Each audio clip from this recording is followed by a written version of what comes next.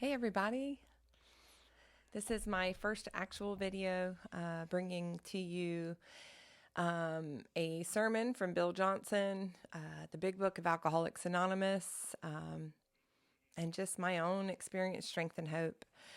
So today, what kind of sparked this, I was cleaning my house and I was listening to sermons like I always like to do.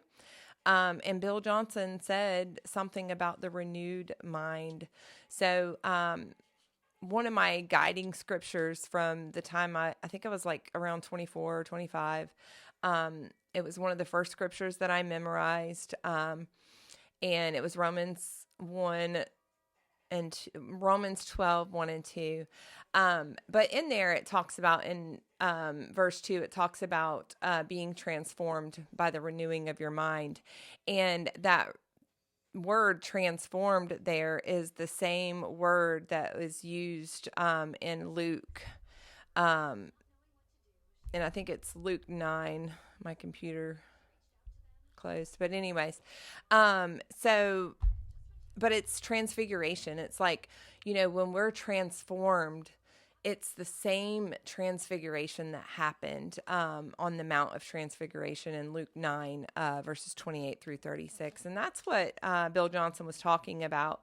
And at the end, he said, I believe the renewed mind is what changes our countenance. It changes our outlook. It changes our availability to his purposes, his will, and it works deeply in us, targeting who we are in him. And when he said that, I was like, that is likened to what we call in the rooms of Alcoholics Anonymous, a psychic change.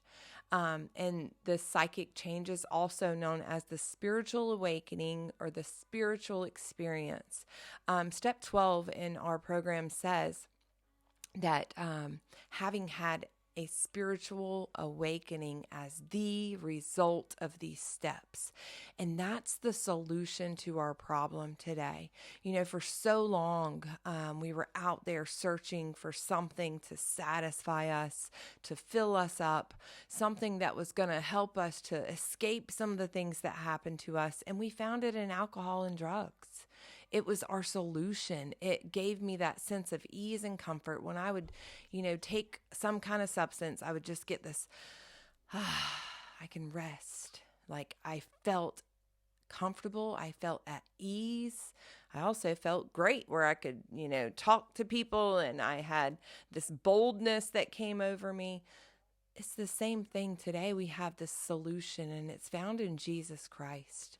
And so, in our doctor's opinion on page XXIX,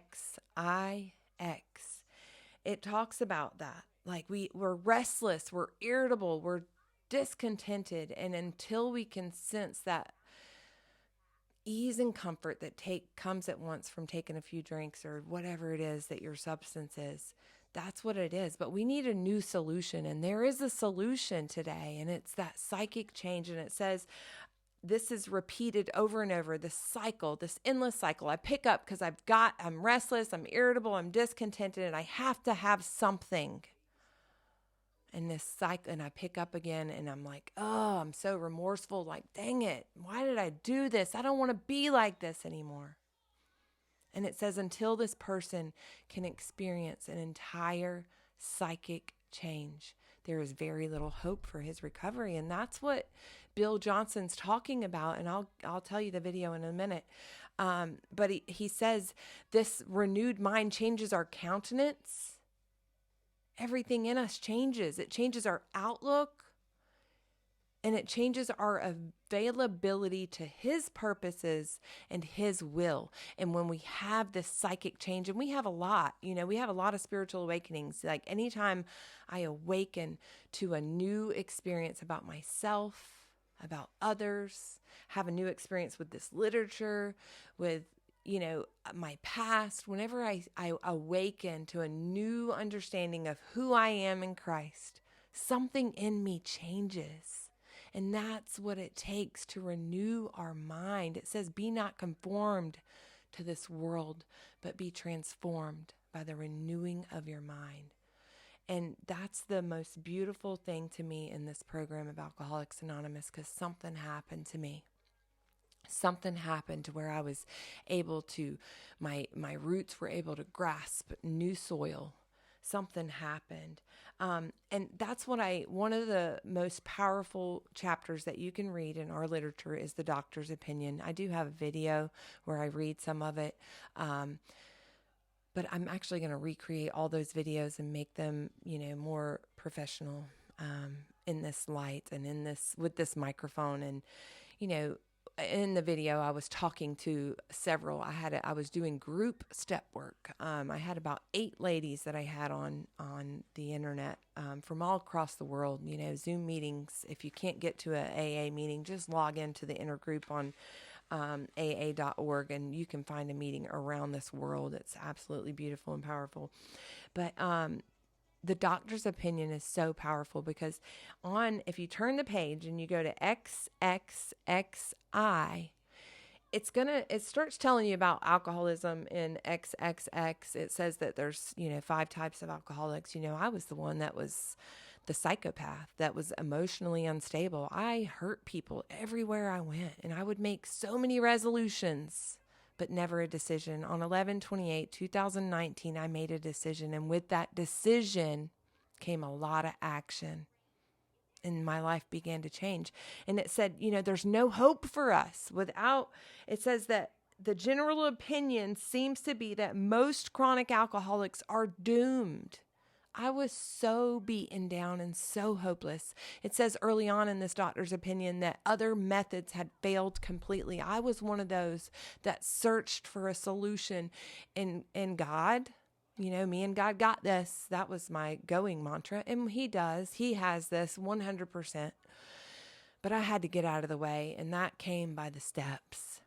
But I was absolutely hopeless. I had tried everything. AA was the last house on the block for me. I didn't want to work this program. I didn't want to be in a program where you could never graduate. That stinks, right? I want to, be done with this thing and graduate. But guess what? Before I had to come. But now I get to come. I get to show up. I get to be a sponsor to others. I get to go in and lead a meeting. I get to be on this video and make this video and bring all of my experience, strength, and hope to the public. I think that's awesome. But anyways, it says that we're doomed. And on the next page, XXXI, it says, and this is the 4th edition of the Alcoholics Anonymous Big Book. We got a 5th edition coming up soon. What is the solution? If I'm so doomed, what's the solution? Please tell me, right? And it says that perhaps I can best answer this by relating one of my experiences. And it goes to talk about this guy. 1 year ago, prior to this experience, a man was brought in to be treated for chronic alcoholism. He had but partially recovered from a gastric hemorrhage and seemed to be a case of pathological mental deterioration. So he was having some wet brain is what it looked like. And this is the doctor writing this, right? He's given his experience of this alcoholic that came in. He said, I had lost everything. He had lost everything worthwhile in life and was living, one might say, to drink. He frankly admitted and believed that for him, there was no hope, right? He was absolutely doomed. There was no hope for him. Following the elimination of alcohol, there seemed to be no permanent brain injury. So he really didn't have wet brain. Thank God I didn't get it, or I didn't get some out there lost my mind. I didn't, by the grace of God, It said that there was no brain injury. He accepted the plan outlined in this book. That is the most important thing right there. I always say circle that word. He accepted the plan outlined in this book. What does that mean? That means he started going to meetings. That means he got a sponsor. That means he was leading those meetings and he was working with others. He was doing this thing every day. He was enlarging his spiritual life. That's what we do. And it is a daily thing. And it said, 1 year later, he called to see me and I experienced a very strange sensation. I knew the man by name and partly recognized his features, but there all resemblance failed. From a trembling, despairing, nervous wreck had emerged a man brimming over with self-confidence. I talked to him before, and for some time was not able to bring to myself to feel that I had known him before. To me, he was a stranger, and so he left me. A long time has passed with no return to alcohol. He wasn't even unrecognized. He was unrecognizable. Just like Bill Johnson said, the renewed mind changes our countenance. The psychic changes our countenance. We don't even look the same anymore. We see people come in and, for me, I was, 150 pounds soaking wet. Like bags under my eyes. I still kind of have some bags, but anyways, just ate up, broken. You can look in an addict's and an alcoholic's eyes and you can see that brokenness, that emptiness. Like we suffer from what is called the spiritual malady, and there's something that's lost in us. It's gone. There's no hope. And then they start going to meetings and they start doing the work with the sponsor. And little by little, you can see the light start to come on until we're just glowing. Like we had just came from that Mount of Transfiguration and Jesus did something in us. It is absolutely beautiful.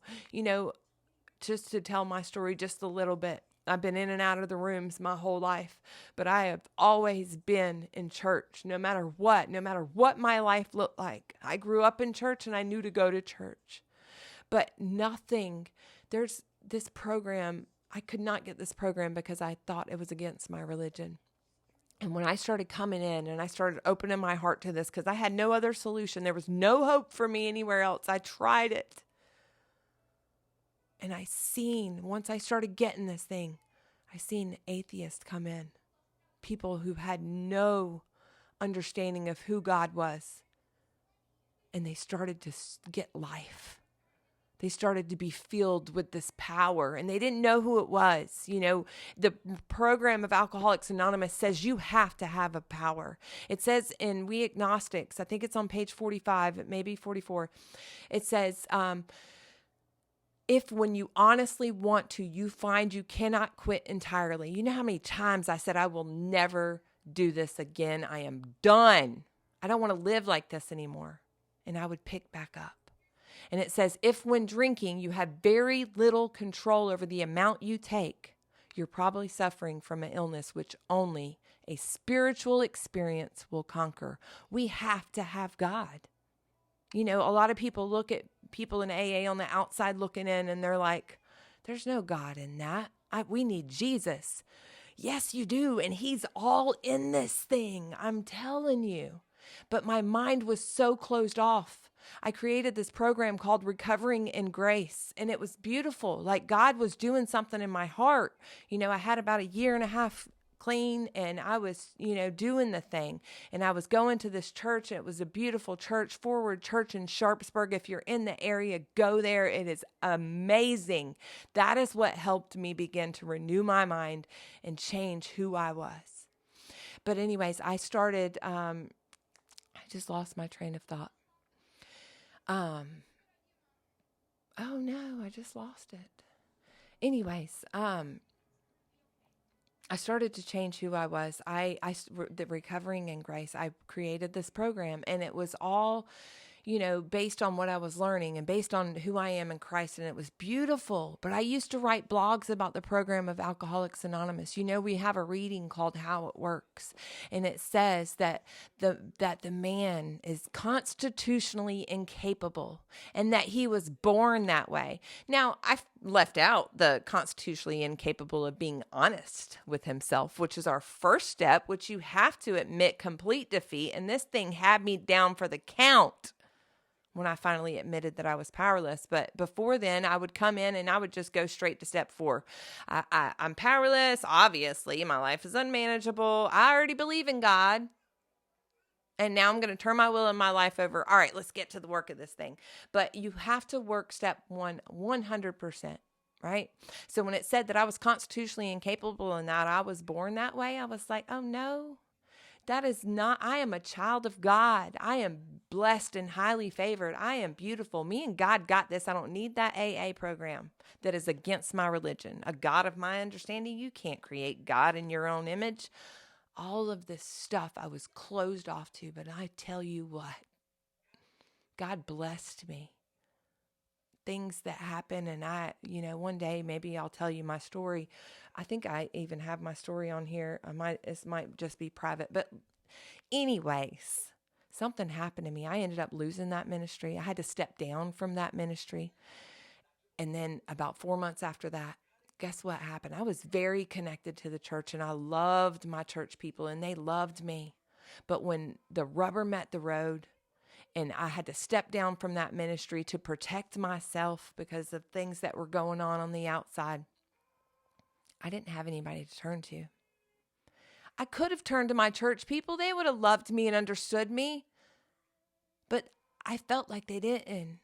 And so I wasn't connected to the rooms of AA. I wasn't connected to people like me who had a story like me. And so I did it on my own.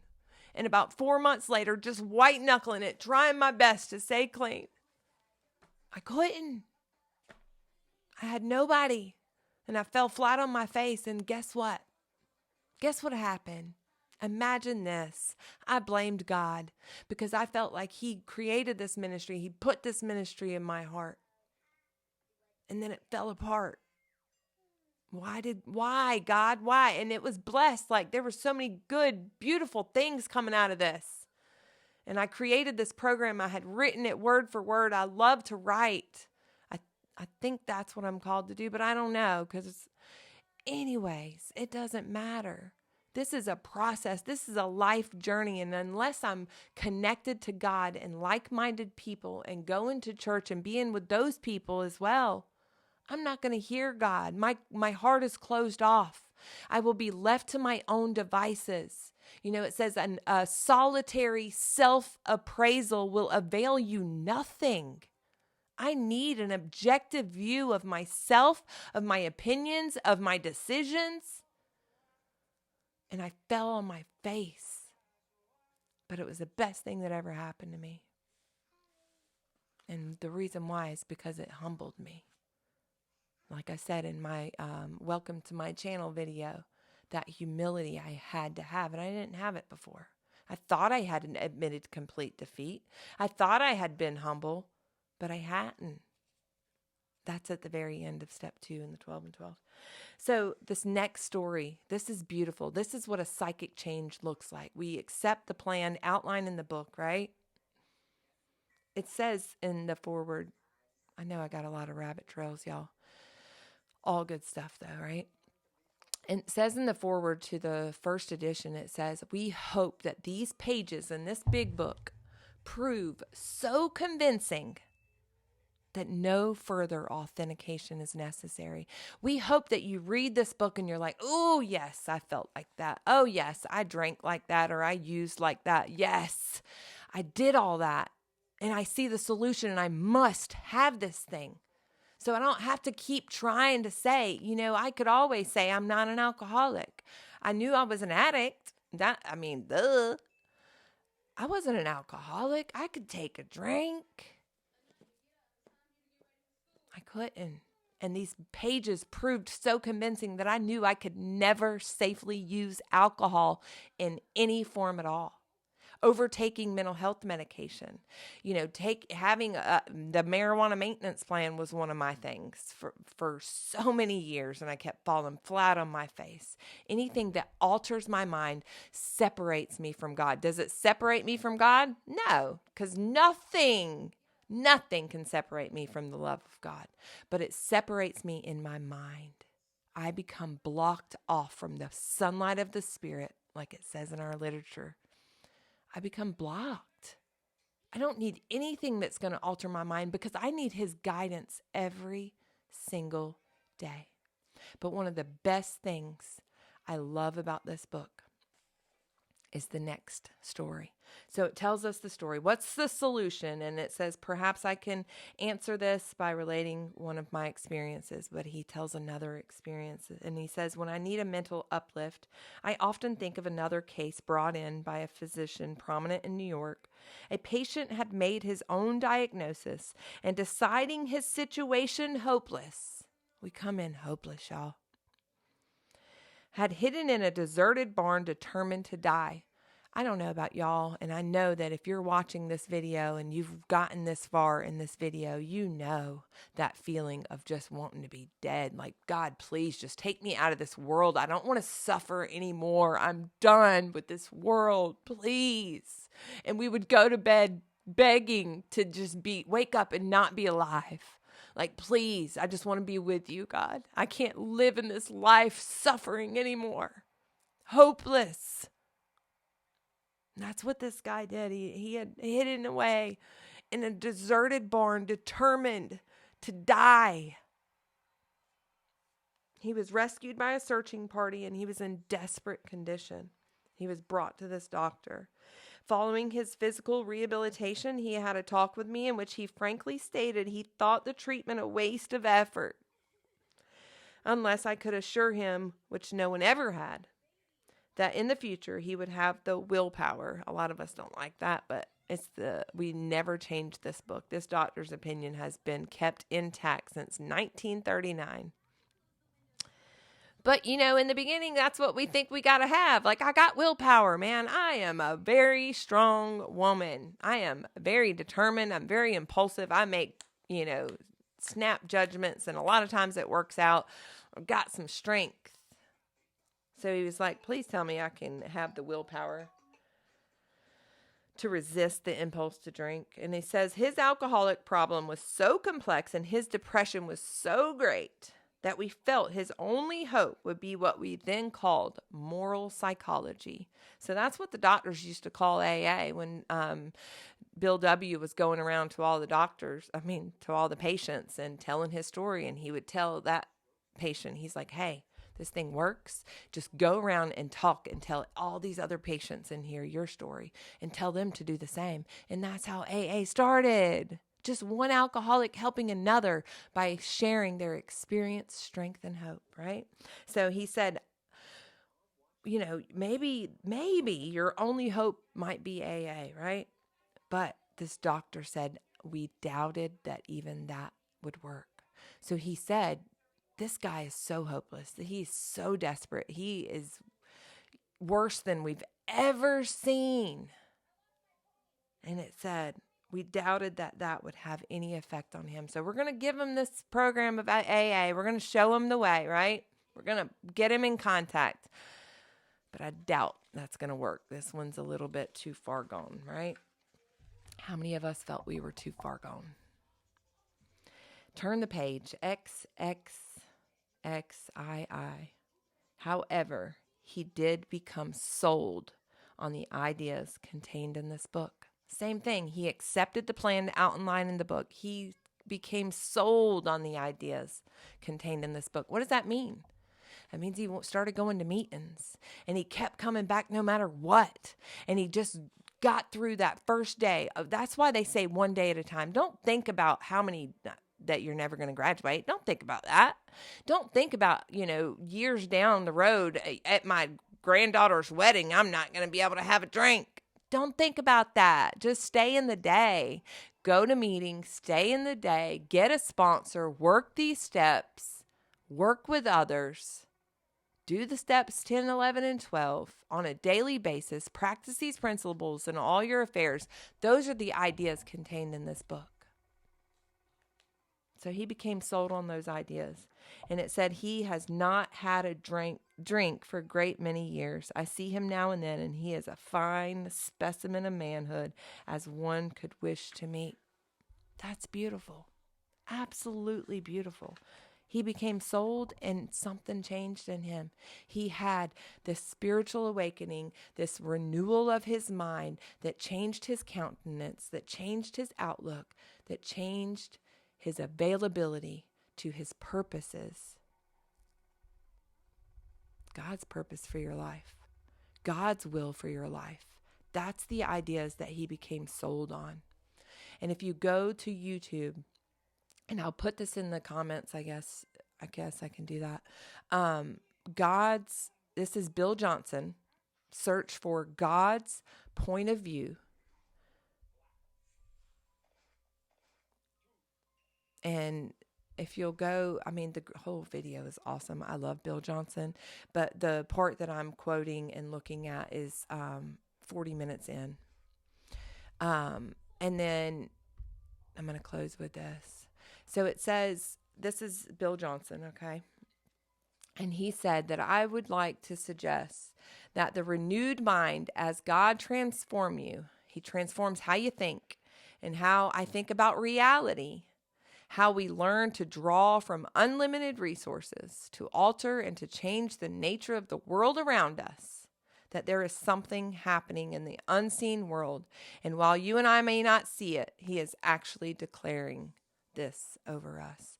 And I'm just going to stop right there and talk about what that he alters and changes the nature of the world around us.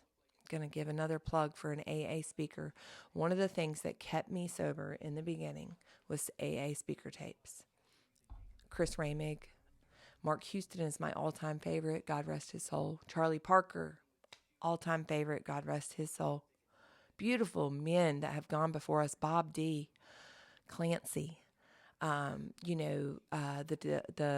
new pair of glasses. Oh goodness. Can't think of his name right now, but that's all right. But this was what I wanted to talk about.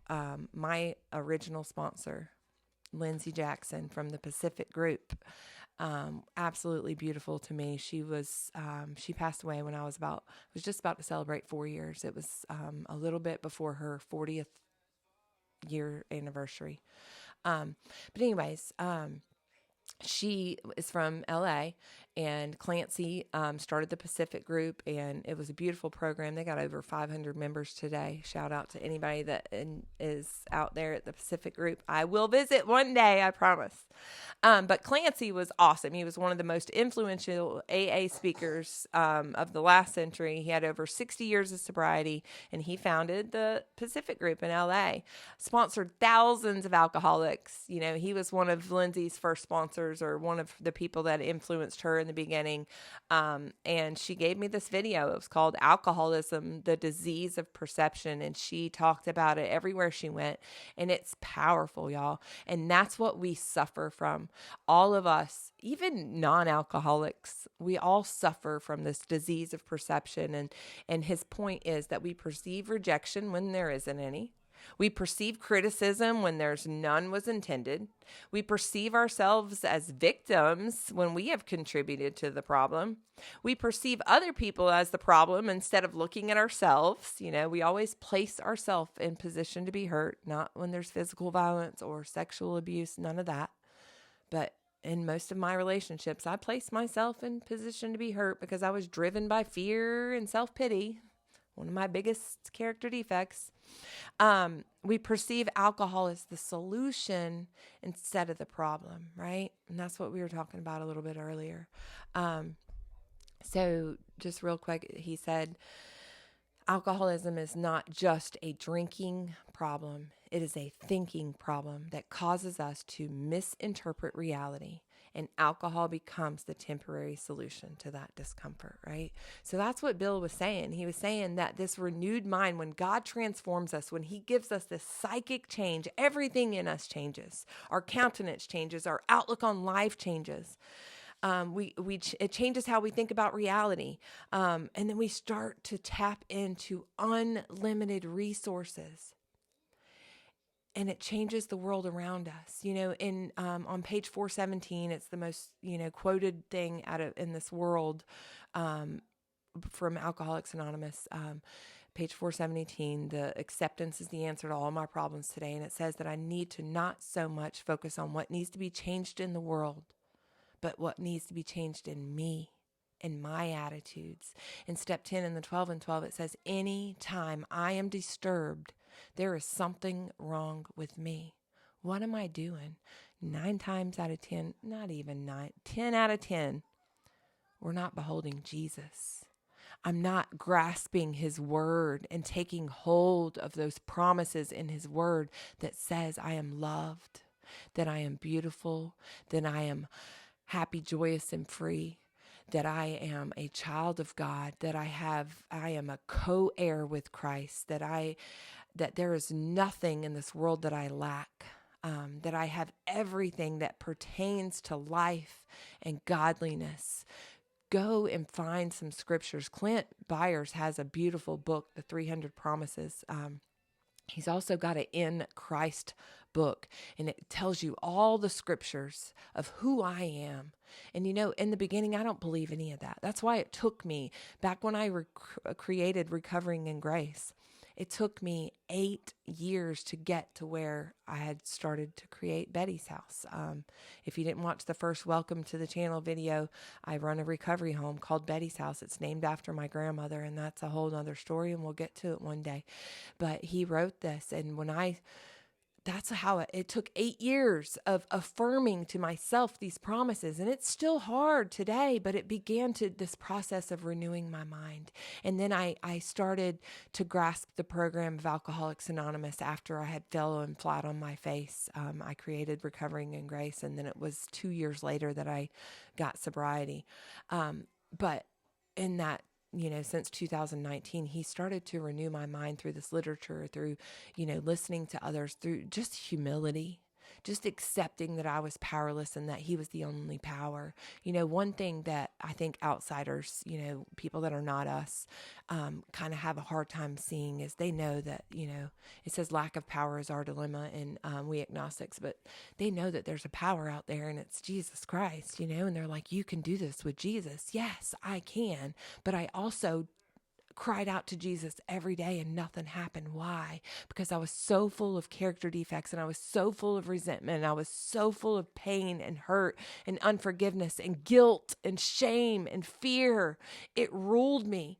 It says in step 4 in the 12 and 12, it says that these natural things that we search for in life, like the need for emotional security, financial security, the need to procreate, all these things are natural. They're surely God-given, but they way exceed their proper function. And when I start getting a little bit of attention and love, I need more, because I didn't get it when I was a child from the one person that I wanted it from. I didn't get it.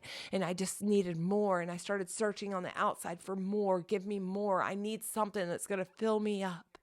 And it said that these far exceed their proper function. It said that they powerfully, blindly, and subtly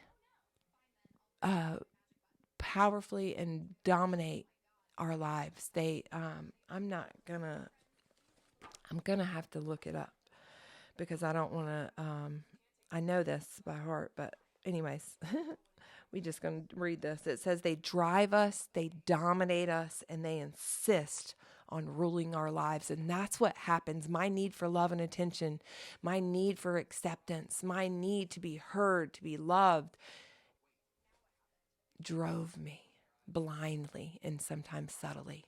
So this is what happens. Something happened in me, and this psychic change, this renewal of the mind began to happen, and I changed.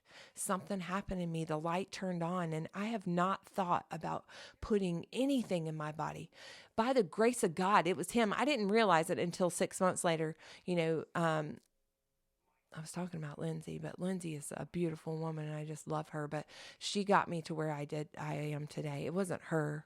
It was God. This is an inside job. But through her, it says that this is what sponsorship is. Lindsay took my hand, and she placed my hand into the hand of God's, and my life began to change. The only effort necessary was for me to follow a few simple rules, and that's the 12 steps. And something happened in me, and I started getting out of the way, and fear was no longer dominating me. It still does in some aspects, but I check it now. I call my sponsor and I say, hey, I'm fearful of this thing. I'm fearful of that thing, right? I get so wrapped up in fear, and I said I was going to close with that, but I didn't. But anyways, I get so wrapped up in guilt from my past for leaving my kids for 9 years. There's so many things that drive me and dominate me and insist on ruling my life without the power of God, without the power of this program. You know, it's Him. It is Him through and through. But it's also getting out of the way. And I have to have the 12 steps of Alcoholics Anonymous to do that. But it says that he wanted to suggest that this renewing of the mind is it transforms how you think, transforms how you learn to draw on these unlimited resources. We begin to tap into these unlimited resources, that I am a child of God. I am a co-heir with Christ. Anything that He has been given by the Father, I have too. But what did Jesus do? Jesus kept His focus on the Lord always. We have to. Bill Johnson's huge about saying you become what you behold. That's powerful to me. That's beautiful to me. And if I'm beholding misery, if I'm beholding dysfunction in my family, if I'm beholding everything as their fault, if they would just change and they would just line up, I would be okay. If I'm beholding that, I'm never going to change. I'm going to become that. I'm going to become a miserable person and blaming everybody, and I'm never going to heal. I'm never going to recover. I don't need to behold that. I need to behold His word. I need to behold the people in the rooms living their life and practicing the principles in all their affairs. And it says He is actually, so when we're renewing our mind, God is transforming us. He is actually declaring this over us, that we are like Him. It says, as He is, so are we in this world. That's 1 John 4:17. And the Mount of Transfiguration is a prophetic picture of a generation that sees the kingdom come with power. When I look in those rooms and I see those people, those atheists who had no belief now believe, and I see the beautiful countenance has changed on them, and I see this light in them as they work with others and they get passionate like I do, and they're carrying this message with the fervor for which the drowning seeks life preservers. They're beautiful. They know their life depends on this. We can't keep what we have unless we give it away. That's the kingdom coming with power. The church today is coming a long way. When I grew up in church, in a Southern Baptist church, I love the Southern Baptist. I still go to Baptist churches today, but I'm not going to sit here and discriminate against a denomination.